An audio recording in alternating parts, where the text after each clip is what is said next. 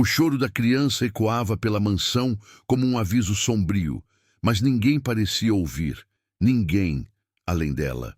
Ana segurava o bebê no colo, tentando acalmá-lo, enquanto caminhava pelo corredor silencioso daquela casa gigantesca, fria e luxuosa. Mármore no chão, quadros caríssimos nas paredes, lustres que valiam mais do que tudo o que ela tinha na vida. Aquela era a casa de um milionário, um homem conhecido na cidade por ser rico, poderoso e inalcançável. Mas naquele momento, algo estava errado. Ana parou ao perceber vozes vindas do escritório. A porta estava entreaberta. Ela não pretendia ouvir, mas ouviu. "Se isso vier à tona, eu perco tudo", disse a voz grave do patrão, tremendo. "O banco não vai esperar. O empréstimo já venceu", respondeu outro homem. "Eu construí uma fortuna inteira baseada nisso. Se descobrirem, acabou. Adeus dinheiro, adeus nome, adeus tudo." Ana sentiu o estômago gelar. Empréstimo, dívidas. Aquele homem que ostentava carros importados, festas luxuosas e poder, estava à beira do colapso financeiro. O bebê parou de chorar, como se também tivesse sentido a tensão no ar. "E a babá?", perguntou a segunda voz. "Ela não sabe de nada", respondeu o milionário, após um silêncio pesado. "E se souber, ninguém vai acreditar nela." Nesse instante, Ana sentiu algo que nunca havia sentido ali dentro. Ódio. Ódio por ser invisível. Ódio por ser tratada como alguém sem valor. Ódio por perceber que por trás daquela fachada de homem rico existia um segredo capaz de destruir tudo. Ela não sabia ainda, mas aquele seria o início de uma reviravolta brutal. Uma descoberta que mudaria sua vida. E a dele, para sempre. Se você quer descobrir qual é o segredo do milionário e até onde isso vai chegar, se inscreva no canal agora, porque essa história só está começando. E o próximo bloco vai te deixar sem fôlego. Ana se afastou da porta devagar, como se qualquer passo errado pudesse quebrar o chão daquela mansão. O bebê, Mateus, dormia agora, com a boquinha entreaberta e a mãozinha fechada, inocente demais para perceber que a própria casa dele estava prestes a virar um campo de guerra. Ela voltou para o quarto da criança com a cabeça em combustão. Empréstimo vencido. Fortuna construída baseada em isso. E se vier à tona, ele perde tudo. O que era isso? Ana tentou racionalizar. Talvez fosse só uma negociação ruim. Talvez fosse só uma crise nas finanças. Mas tinha algo na voz dele. Um medo que não combinava com um homem que se achava dono do mundo. Na cozinha, as funcionárias conversavam baixo, como sempre, e Ana percebeu uma coisa. Quando ela entrava, o assunto morria. "Bom dia", ela disse, tentando soar normal. As mulheres responderam com sorrisos rápidos, de canto de boca. A cozinheira, Dona Dalva, desviou os olhos. A empregada mais nova, Mirella, fingiu arrumar um pano que já estava dobrado. Ana sentiu o gelo. Pegou um copo d'água e, antes de sair, ouviu uma frase solta, baixinha, mas certeira. "Essa casa tem coisa que Deus não aprova." Ana congelou. "O que você disse, Dalva?" perguntou, virando devagar. Dalva hesitou. Olhou para os lados como se as paredes tivessem ouvidos. Abaixou a voz. "Nada, menina. Deixa isso." Mas Ana não deixava. Ela não conseguia mais deixar. "A senhora sabe de alguma coisa?" Insistiu, com o coração acelerado. "Sobre o patrão, sobre essas dívidas?" Dalva arregalou os olhos. Quase derrubou a colher. "Cala a boca!" Ela sussurrou, puxando Ana pelo braço para o canto da despensa. "Você quer morrer, menina?" A palavra morrer bateu na cabeça de Ana como um soco. Morrer? "Dalva, o que está acontecendo aqui?" Dalva respirou fundo, tremendo. "Eu trabalho para essa família há anos. Já vi muita coisa. Mas o que eu sei, eu finjo que não sei. Porque quem mexe com gente rica demais acaba desaparecendo, entendeu?" Ana engoliu seco. "Então é verdade que ele está quebrado?" Dalva fez que não com a cabeça. "Quebrado? Não. Isso é o que ele quer que todo mundo pense quando convém. Ele não está quebrado. Ele está desesperado, porque o segredo que sustenta o dinheiro dele está prestes a estourar. Ana sentiu as pernas fraquejarem. Que segredo, Dalva? Dalva ficou muda por alguns segundos, como se lutasse contra algo dentro dela. Então disse quase sem voz: só te digo uma coisa, Mateus não é só um bebê, Mateus é a chave. Ana ficou paralisada. Como assim? Dalva segurou firme no braço dela, apertando com urgência. Você acha que é coincidência esse homem, que nunca sorriu para ninguém, ter mudado depois que a criança nasceu? Você acha que é coincidência ele ter contratado uma babá perfeita, com ficha limpa, sem família influente e sem ninguém que vá te defender? Ana tentou responder, mas as palavras não saíram. Dalva se aproximou ainda mais. Menina, ele não te contratou só para cuidar da criança. Ele te contratou para ficar vigiada dentro dessa casa. Ana sentiu um choque subir pela espinha. Nesse instante, um barulho de porta batendo. Passos firmes no corredor. Dalva se afastou como se nada tivesse acontecido. A porta da despensa abriu com força e ali estava ele, o patrão, terno impecável, relógio caríssimo, olhar frio. Ele encarou Ana como se estivesse medindo cada pedaço dela. Ana, ele disse lentamente, você parece nervosa. Ela tentou sorrir. Não, senhor, é só sono. Ele deu um passo à frente. A voz veio baixa, mas cortante. Eu não gosto de funcionário que ouve o que não deve. O ar sumiu do pulmão dela. Ela sentiu o ódio nascer de novo. E junto dele, o medo. Ele sorriu de canto, mas não era um sorriso humano. Volte para o quarto do Mateus e descanse. Amanhã é um dia importante. Um dia que decide muita coisa sobre a minha fortuna. Ana saiu dali andando como se estivesse pisando em vidro. Quando chegou no quarto do bebê, fechou a porta e encostou as costas na madeira, tremendo. Ela olhou para o rostinho de Mateus, dormindo tranquilo, e repetiu na cabeça a frase de Dalva. Mateus é a chave. Mas chave de quê? A resposta viria de um jeito violento. E ela estava mais perto do segredo do milionário do que imaginava. A madrugada caiu pesada sobre a mansão. Ana não conseguiu dormir. O silêncio era tão espesso que parecia pressionar o peito. Cada estalo da casa soava como ameaça. Ela se levantou devagar, foi até o berço e observou Mateus dormindo, tranquilo demais para um lugar cheio de segredos. Foi então que algo simples não bateu. Na pulseirinha do bebê, presa ao pulso delicado, estava escrito: Mateus A. Vasconcelos. Ana franziu a testa.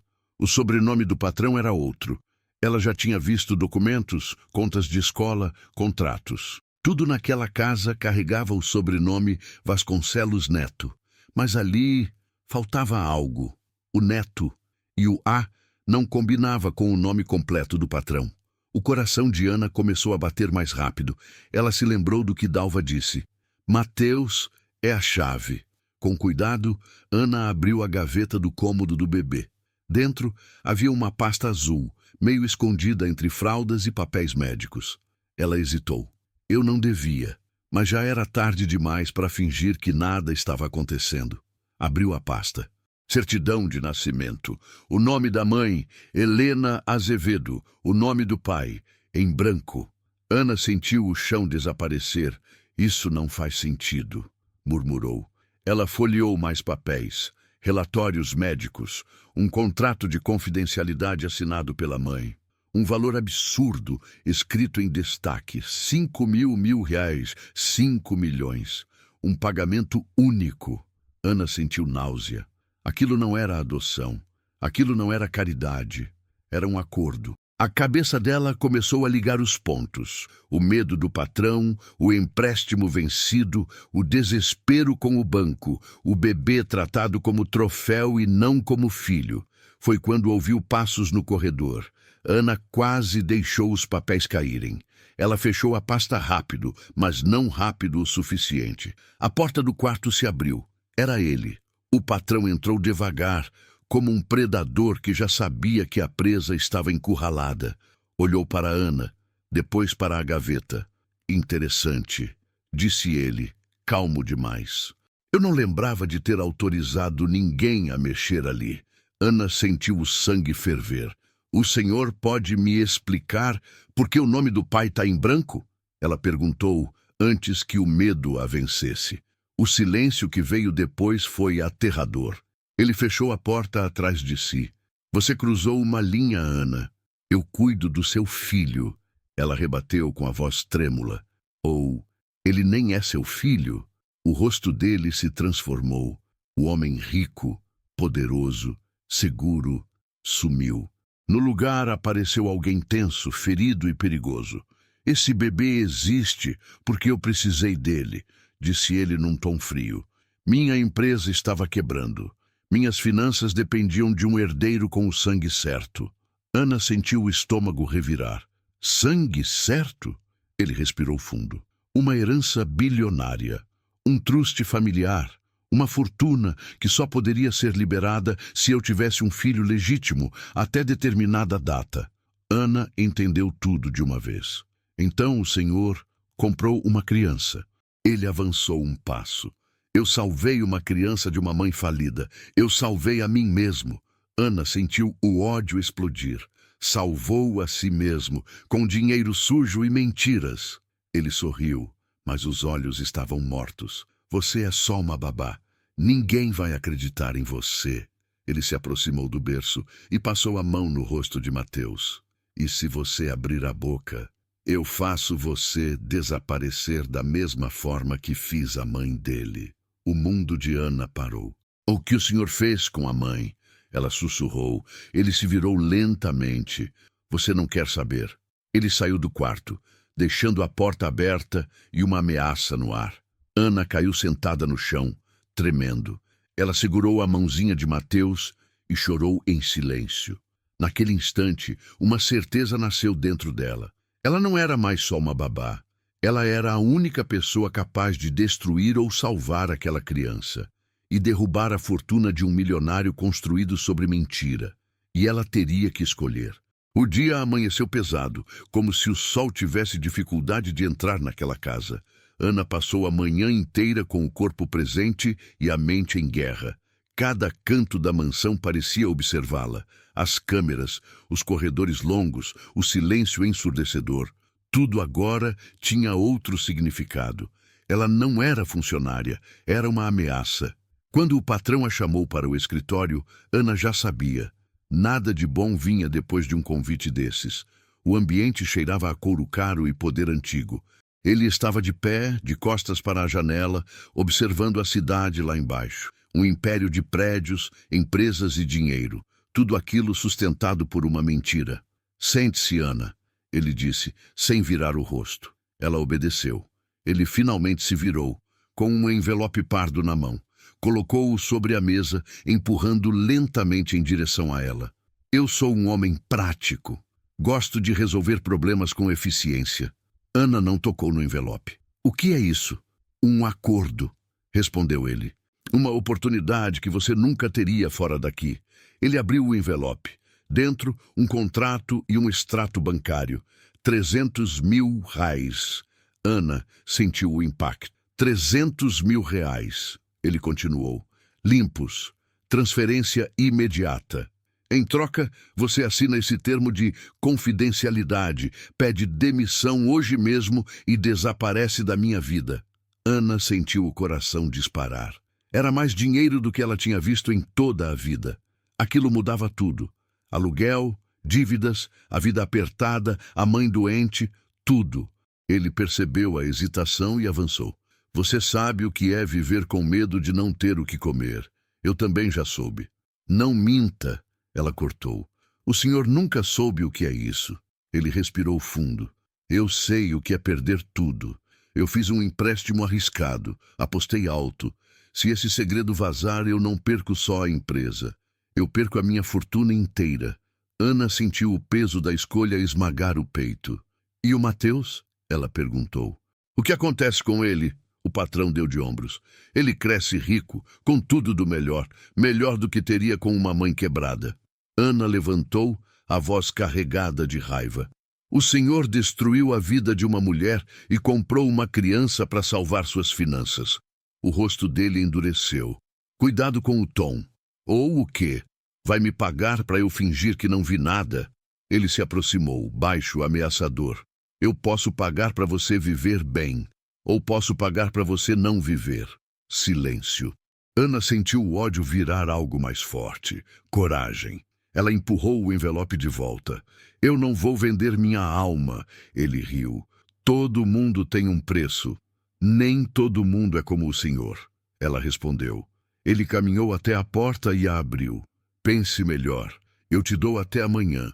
Se recusar, eu não vou ser tão educado da próxima vez. Ana saiu do escritório com as pernas bambas, mas a cabeça erguida. No quarto do bebê, ela fechou a porta e chorou de raiva. Ela sabia que estava sozinha, sem dinheiro, sem proteção, contra um homem rico, poderoso, com advogados, bancos e influência. Mas ao olhar para Mateus, algo mudou. Ela não ia fugir, ela ia lutar. E o próximo passo seria perigoso. Ana mal pregou os olhos naquela noite. A proposta suja ainda ecoava na cabeça dela, junto com a ameaça clara. Ou o dinheiro, ou o silêncio eterno. Quando o dia clareou, ela tomou uma decisão. Se Mateus era a chave, então a mãe era a fechadura. Ana esperou a casa entrar na rotina. O patrão saiu cedo, tenso, falando ao telefone sobre banco, prazos, empréstimo e pressão. O desespero já não era mais disfarçável. Assim que ele cruzou o portão, Ana foi até a cozinha. Dalva, chamou em voz baixa. A mulher se virou assustada. Menina, você ainda está aqui? Sussurrou. Você devia ter aceitado o dinheiro e ido embora. A mãe do Mateus, Ana interrompeu. Ela está viva? Dalva ficou pálida. Quem te falou dela? Responde, por favor. Dalva respirou fundo, derrotada. Viva, sim, mas do jeito que ele deixou é quase morte. Ana sentiu o coração disparar. Onde ela está? Dalva hesitou. Olhou para as câmeras. Ele mantém ela longe. Pagou um lugar afastado. Disse que era para proteger, mas é para silenciar. Dalva anotou um endereço num pedaço de papel e enfiou na mão de Ana. Se você for atrás disso, não tem volta. Já não tem, Ana respondeu. No fim do expediente, Ana saiu da mansão como quem vai direto para o abismo. O lugar ficava na periferia, longe do brilho da cidade. Um prédio velho, com muros descascados, portão enferrujado. Ela subiu 2 lances de escada e bateu na porta do apartamento 23. Silêncio. Bateu de novo. A porta se abriu lentamente. A mulher à sua frente era jovem, mas parecia envelhecida pela dor. Olhos fundos, rosto abatido. Quem é você? Perguntou desconfiada. Ana engoliu seco. Meu nome é Ana. Eu cuido do Mateus. A mulher levou a mão à boca. Edith, meu filho? Ana sentiu um nó na garganta. Helena? Helena chorou ali mesmo, encostando na parede. Ele disse que meu filho estava morto. Ela soluçou. Disse que eu nunca mais veria ele. Ana sentiu o ódio virar fúria. Ele mentiu e pagou para te manter aqui escondida. Helena convidou Ana para entrar. O lugar era simples, quase vazio. Ele me deu dinheiro uma vez, Helena disse. Disse que era para eu sumir. Depois, nunca mais. Hoje eu vivo com medo, sem trabalho, sem forças. Ana percebeu tudo. Ele está com problemas nas finanças, um empréstimo gigante, e o Mateus é a garantia da fortuna dele. Helena levantou o rosto assustada. Então ele não me matou, porque ainda precisa do meu filho. Ana segurou a mão dela. Mas isso vai mudar. O que você vai fazer? Helena perguntou com esperança e medo misturados. Ana respirou fundo. A verdade. Helena chorou de novo, mas agora diferente. Eu topo tudo. Só quero meu filho. Naquele momento, Ana entendeu. Não estava mais sozinha. E o milionário estava prestes a perder o controle. Ana voltou para a mansão com a cabeça erguida e o coração em chamas. Ela já não era mais a babá assustada. Agora, ela tinha algo que o milionário mais temia, a verdade completa. Naquela noite, o patrão chegou tarde. O barulho do carro de luxo ecoou pelo pátio como um trovão. Ana estava no quarto de Mateus quando ouviu passos pesados no corredor. A porta se abriu com força. "Você saiu hoje", ele disse sem cumprimentos, e não avisou. Ana respirou fundo. "Eu fui resolver coisas minhas." Ele riu, seco. "Não minta para mim." "Então não minta para si mesmo." Ela respondeu, encarando-o pela primeira vez sem baixar os olhos. O silêncio ficou espesso. "Você esteve com ela, não esteve?" Ele perguntou, a voz carregada de ódio. Ana sentiu o impacto, mas não recuou. A mãe do Mateus está viva, e ela vai recuperar o filho. O rosto dele se transformou. "Você não tem ideia do que está fazendo." "Tenho sim," Ana respondeu. "O senhor construiu sua fortuna usando uma criança como garantia de empréstimo. Usou dinheiro para calar uma mãe. Isso não vai ficar assim." Ele avançou furioso. "Eu sou rico, tenho advogados, juízes, bancos, e eu tenho provas." Ana cortou. Ela puxou o celular e mostrou fotos, a certidão incompleta, o contrato de confidencialidade, os extratos, o endereço de Helena. O homem empalideceu. "Se isso vier à tona, suas finanças acabam, seu nome acaba, sua vida acaba." Ele caiu na cadeira passando a mão no rosto. "Você quer o quê?" perguntou derrotado. Ana respondeu sem hesitar. "Justiça." Naquele instante, Mateus começou a chorar no berço. O som quebrou algo dentro dele. Ele olhou para o filho e, pela primeira vez, não viu um ativo financeiro. Viu o peso das escolhas. "Eu só queria não perder tudo", ele murmurou. Ana se aproximou e acabou perdendo o mais importante. Lá fora, o telefone dele começou a tocar sem parar. O banco, os sócios, o prazo final do empréstimo. O jogo tinha virado e agora ele estava encurralado. O telefone não parava de tocar. O milionário, que sempre controlou tudo com frieza, agora tremia. As mãos suavam, o olhar perdido. Cada ligação era um lembrete de que sua fortuna estava escorrendo pelos dedos. "O banco quer uma resposta hoje", ele disse, com a voz quebrada. "Se eu não apresentar o herdeiro oficialmente amanhã, eles executam o empréstimo." Ana cruzou os braços. Então acabou. "Não!" ele gritou, levantando de repente. "Ainda não." Ele andava de um lado para o outro, como um animal preso. "Eu posso resolver isso. Posso regularizar tudo." "Com mais mentiras?" Ana rebateu. "Ou vai devolver a criança para a mãe." O silêncio veio pesado. "Se eu fizer isso, eu perco tudo. E se não fizer, perde a alma." Ana respondeu firme. Ele riu nervoso. "Alma não paga a conta, babá, mas paga a paz", ela disse. Nesse instante, o interfone tocou. "Senhor", disse o segurança hesitante, "tem uma mulher aqui, dizendo que é a mãe do bebê." O mundo parou. Ele encarou Ana, os olhos cheios de ódio. "Você trouxe ela aqui?" "Não", Ana respondeu. "Ela veio buscar o que é dela." Helena entrou na sala com passos firmes, apesar do medo estampado no rosto. O olhar dela cruzou com o do homem que havia comprado o próprio filho, como se compra um bem. "Eu vim buscar meu filho", ela disse. Ele riu, sem humor.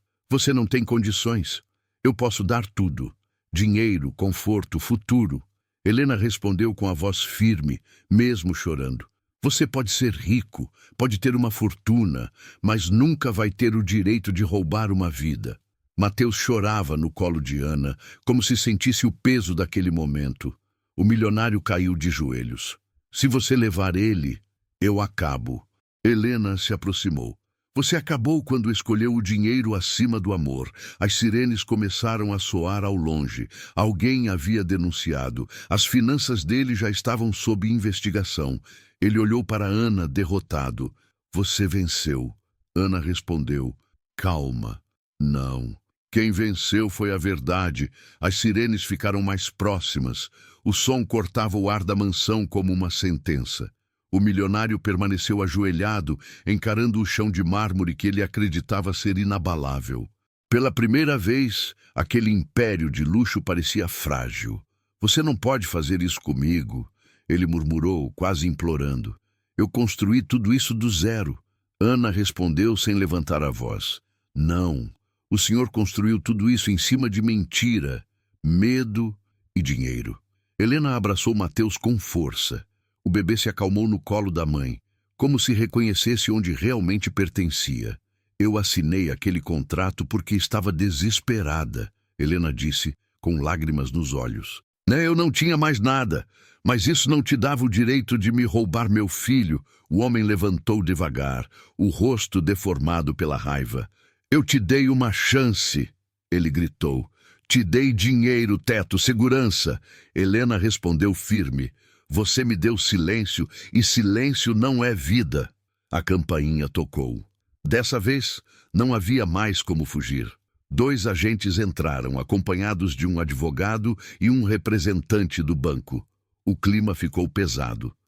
Senhor Vasconcelos, disse um deles, há indícios graves de fraude financeira, falsidade ideológica e uso ilegal de herdeiro para liberação de empréstimo. O homem tentou reagir. Isso é um mal-entendido. Minhas finanças sempre foram auditadas. O advogado do banco foi direto. Seus ativos estão sendo bloqueados. A fortuna que o senhor diz possuir não é totalmente sua. O choque foi visível. Ana percebeu. O castelo estava ruindo. Você fez isso. Ele sussurrou, olhando para ela. Você destruiu minha vida. Ana respondeu com calma, mas firme. Eu só parei de fingir que não via. Helena passou por ele sem olhar para trás, levando Mateus nos braços. Adeus, ela disse. Que você aprenda o que o dinheiro nunca te ensinou. Enquanto os agentes conduziam o homem, ele ainda tentou uma última cartada. Ana, eu posso te dar metade do que sobrar.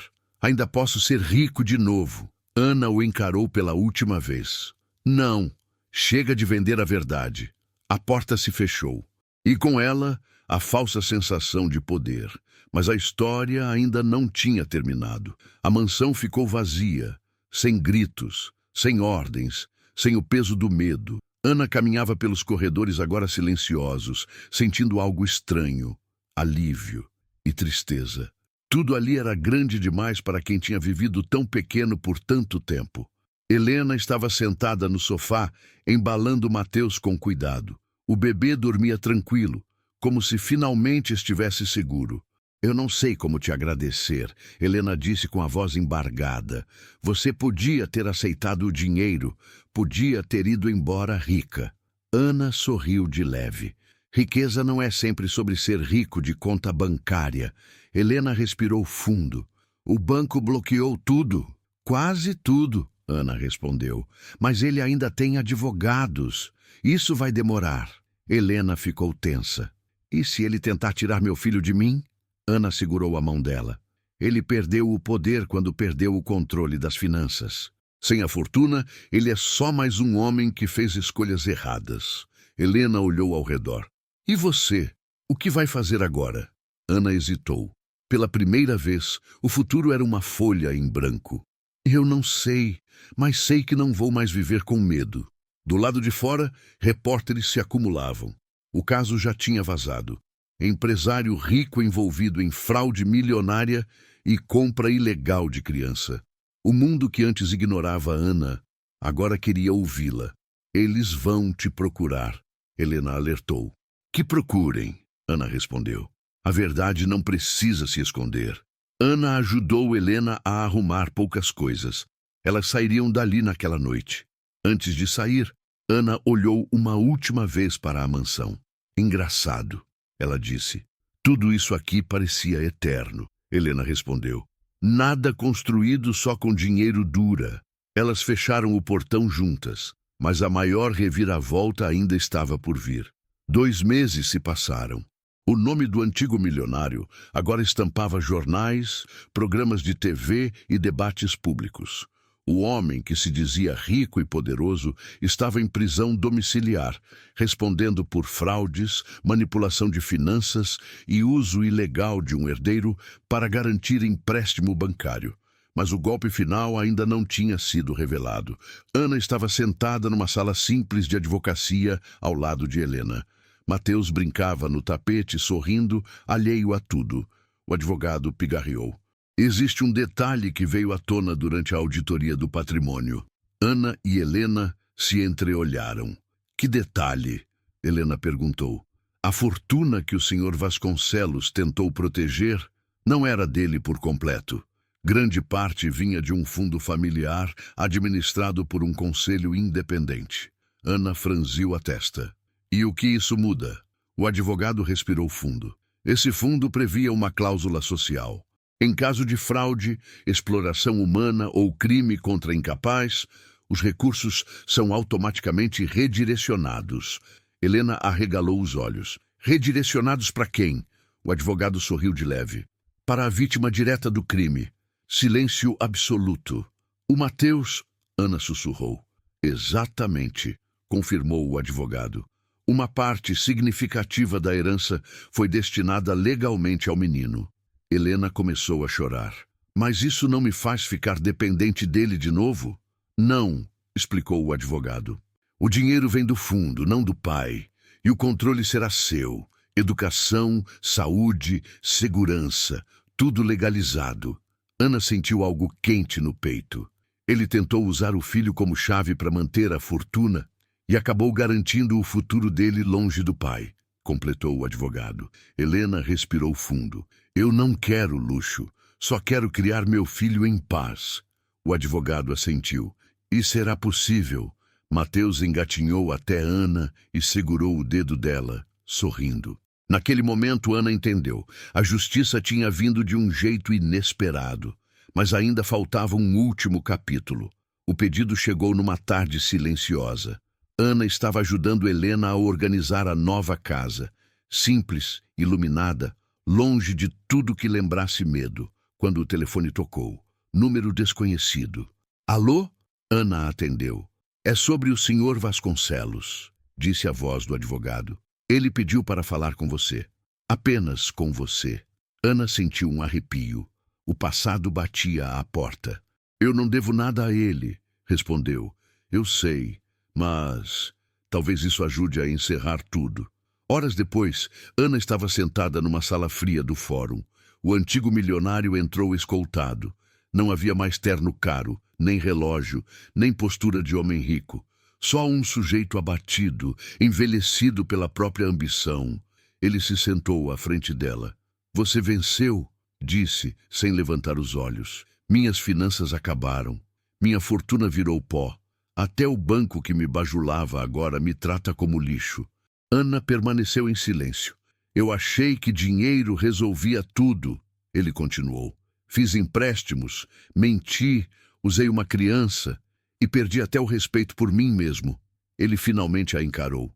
Você podia ter sido rica, podia ter ido embora com aquele dinheiro. Ana respondeu com calma. E o senhor podia ter sido humano. O silêncio pesou. Eu não peço perdão, ele disse. Sei que não mereço. Só queria que você dissesse se valeu a pena. Ana respirou fundo. Valeu.